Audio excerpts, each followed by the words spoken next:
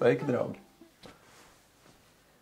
Turpinam lasīt nodaļas no grāmatas Sevis atklāsmes esence, kur Swami Kriyananda apkopojas dažādus Paramhansa Yoganandas citātus.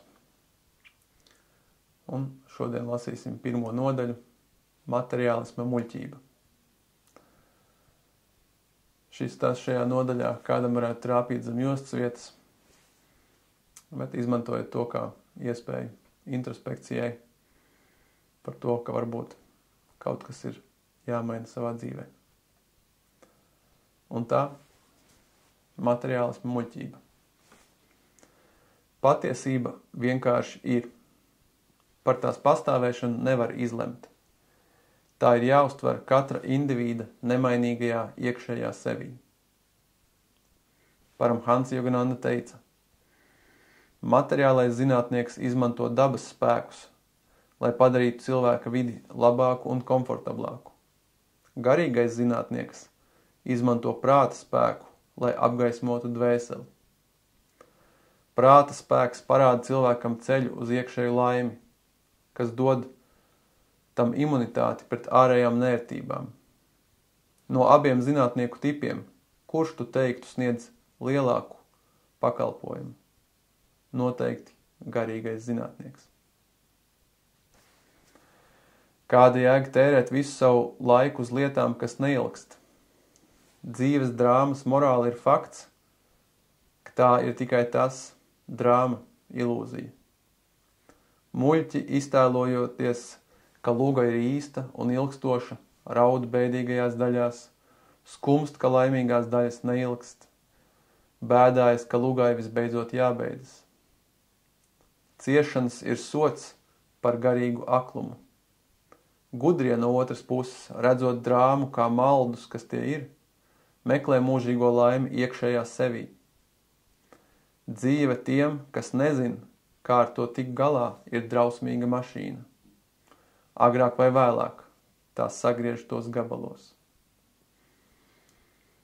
Vīrs, ko Paramhansa Yogananda satika Ņujorkā, sūdzējās viņam: es nekad sev nevarēšu piedot, ka man prasīja 35 gadus, lai nopelnītu savus pirmos $1 miljonus. Tu joprojām neesi apmierināts, vaicāja meistars.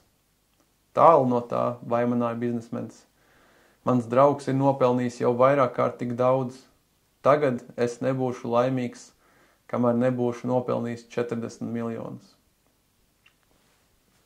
Paramhansa Yogananda, atsaucot šo notikumu gadiem vēlāk, beidz savu stāstu sakot: pirms šis vīrs varēja nopelnīt savus 40 miljonus un iekārtoties, lai pavadītu savas atlikušās dienas mierā un laimē, viņš piedzīvoja pilnīgu nervu sabrukumu. Drīz pēc tam viņš nomira. Tādi ir pārmērīgu, pasaulīgu ambīciju augļi. Yogananda teica: es reiz redzēju karikatūru ar suni piesietu maziem, bet labi piekrautiem ratiem. Suņa saimnieks bija atradis atjautīgu metodi, kā panākt, ka ratus velk viņa vietā. Garš miests piesiets pie ratiem stiepās uz priekšu pāri suņa galvai. Mieta galā kārdinoši šūpojās desiņi. Suns veltīgi pūloties sasniegt desiņu, knapi manī smagos ratus, ko vilk sev līdzi. Cik daudzi uzņēmēji ir tādi? Viņi turpina domāt: ja es varētu nopelnīt vēl tikai nedaudz vairāk naudas, es beidzot būšu laimīgs.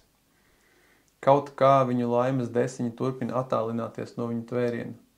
Pūloties to sasniegt, viņi neredz kādu raižu un uztraukumu vezumu. Viņi velk līdzi aiz viņiem. Materiāls bagātības bez iekšēja miera ir kā mirt no slāpēm, kamēr peldies ezerā. Ja no materiāls nabadzības ir jāizvairās, tad garīgā nabadzība ir jānīst. Garīgā nabadzība, nevis materiālā, ir tā, kas atrodas visu cilvēku ciešanu serdē. Cilvēki aizmirst, ka greznības maksa ir arvien pieaugošs nervu un smadzeņu enerģijas patēriņš, un no tā izrietoša dabīgas dzīves ilguma samazināšanās. Materiālisti tik ļoti iegrimst naudas pelnīšanas uzdevumā, ka viņi nespēja pietiekami atslābināties, lai izbaudītu savas ērtības, pat kad viņi tās iegūši. Cik neapmierinoša ir modernā dzīve, tikai paskaties uz cilvēkiem sev apkārt. Pajautā sev, vai viņi ir laimīgi, pavēro bēdīgās izteiksmes tik daudz sejās, ievēro tukšumu viņu acīs. Materiālistiska dzīve kārdien cilvēci ar smaidiem un garantijām, bet tā ir konsekventa tikai šajā. Tā nekad nepieviļ, visbeidzot laust visus tās solījumus. Aiz katra baudas rožu krūma guļ paslēpusies ciešanu un sāpju klaburčūska. Adresējot lielu audienci Amerikā, Paramhans Yogananda teica: modernais cilvēks lepojas ar savu zinātnisko pieeju realitātei. Ļaujiet tad man veikt šo piedāvājumu, ka jūs analizējat pašu dzīvi, it kā tā būtu laboratorijā. Amerikāņiem patīk eksperimentēt. Tad kāpēc neeksperimentēt ar sevi, ar savām attieksmēm pret dzīvi, savām domām un uzvedību? Uzziniet, kas ir dzīve un kā cilvēka dzīvi var uzlabot. Atklājiet, ko cilvēki visdziļāk grib dzīvē un kāds ir labākais veids, kā viņiem sasniegt šo sirds vēlmi. Atrodiet, no kā viņi grib izvairīties visvairāk un kā viņi nākotnē varētu izvairīties no šī nevēlamā ciemiņa. Fizikā un ķīmijā, ja persona grib pareizās atbildes, viņam ir jājautā pareizie jautājumi. Tas pats ir patiess arī dzīvē. Pamēģini uzzināt, kāpēc tik daudz cilvēki ir nelaimīgi. Tad, esot to sapratis, meklē labāko veidu, kā sasniegt ilgstošu laimi. Uzstāj uz praktisku risinājumu atrašanu, formulām, kas derēs visiem. Personas dzīves pieejai vajadzētu būt tikpat zinātniskai, kā fiziķim viņa visuma pētījumos. Reliģijai pašai vajadzētu pieņemt zinātniskāku pieeju dzīvei. Tai vajadzētu meklēt praktiskus risinājumus dzīves fundamentālajām problēmām. Patiešām, garīgie principi piedāvā visuniversālākos praktiskos risinājumus, kādi atrodami. Mazulis raud pēc rotaļlietas, kamēr to iegūst. Tad to aizsviež prom un raud pēc kaut kā cita. Vai tā nav ar pasaulīgo cilvēku viņa nemitīgajos laimes meklējumos? Tiklīdz viņš iegūst vienu lietu, viņš zaudē interesi un metas kaut kā cita meklējumos.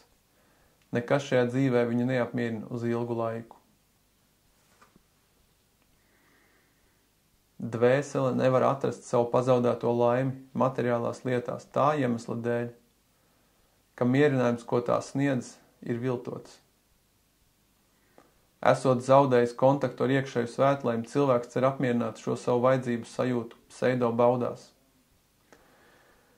Dziļākos savas būtības līmeņos viņš turpina apzināties savu iepriekšējo dievišķo stāvokli Dievā. Patiesas apmierinājums izbēg no viņa, jo tas, ko viņš meklē, kamēr nemierīgi steidzas no vienas sajūtu baudas pie citas, ir viņa pazaudētā laime Dievā.